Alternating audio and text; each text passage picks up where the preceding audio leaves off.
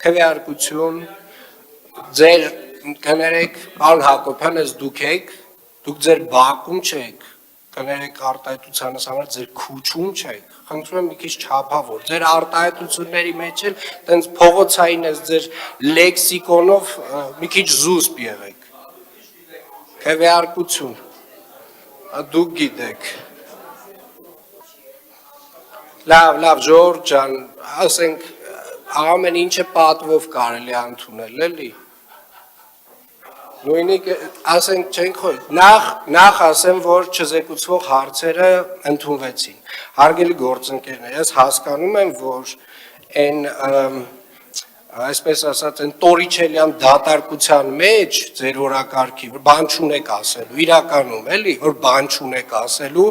խոսում եք ամբողջ լրատվականը լծված է այն մասին, որ նոր թանկացումներ են սպասվում, զարմացած մարդիկ ինձ գրում են, ասում են, ես ինչ նոր թանկացումներ է, ինչա փոխվում, ասենք, երբ որ մեր տուրքերի վճարների լռություն, հարգելի գործընկերներ, ես իմ նիստը վարողի իրավունքից օգտվելով,